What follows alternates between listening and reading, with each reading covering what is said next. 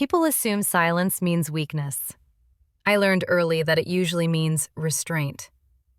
I grew up in a house where achievement was measured loudly. Certificates framed on walls, praise given generously, but rarely to me. My parents were not cruel people. They were simply convinced they knew what success looked like, and I never quite fit the image. Natalie did. Natalie was my adopted sister, younger than me, and everything my parents admired. She was kind in ways that showed.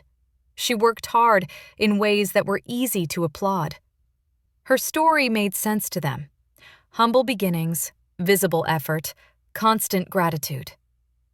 Mine didn't. What no one knew, not my parents, not my teachers, not even Natalie, was that my grandparents had left me everything. Not millions, billions. Hidden behind trusts and holding companies and legal structures so complex they felt fictional. They told me only one thing before they passed. Wait until you're ready. So I waited. I lived in my parents' house. I listened to the comparisons. I nodded when my father said, "If only you had Natalie's ambition." I swallowed the quiet humiliation of being told I lacked drive, purpose, or direction, while managing an empire no one could see. I wasn't angry at Natalie. That mattered. She never asked to be compared to me. She never tried to replace me. She was simply herself, and that was enough for them. The truth was harder to admit. I wanted my parents to see me, not the fortune. Me. The breaking point wasn't dramatic. It was a small, tired moment at the dinner table when I realized nothing I did would ever be enough because they were measuring me with the wrong ruler. That's when I stopped trying to prove anything to them and started building something for myself. I funded a scholarship quietly, through channels that couldn't be traced back to me.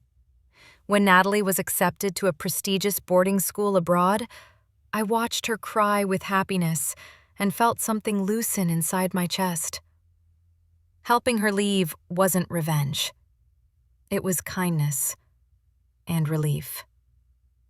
With Natalie gone, the house felt empty in a way my parents couldn't name. I filled my time elsewhere. I invested. I built.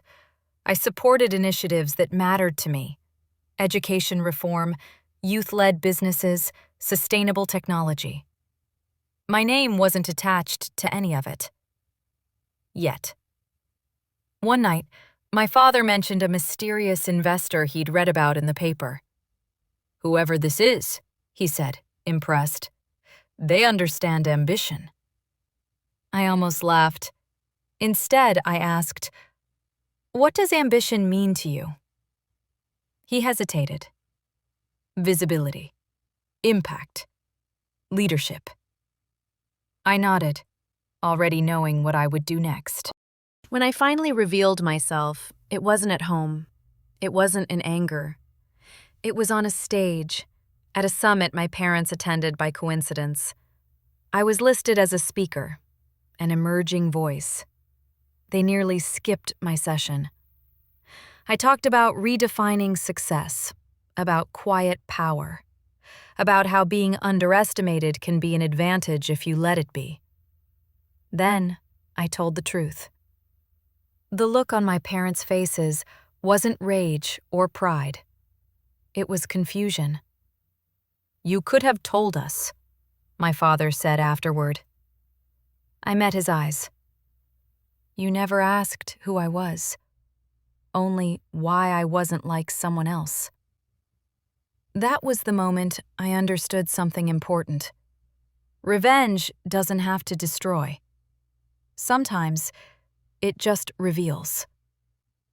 In the months that followed, we talked, awkwardly, honestly. I learned about the pressures they carried, the expectations they inherited without questioning. They learned that ambition doesn't always announce itself. Natalie writes to me from abroad now. She's thriving. Still kind, still herself. So am I. I didn't need to humiliate my parents to reclaim my worth. I just needed to stop letting them define it.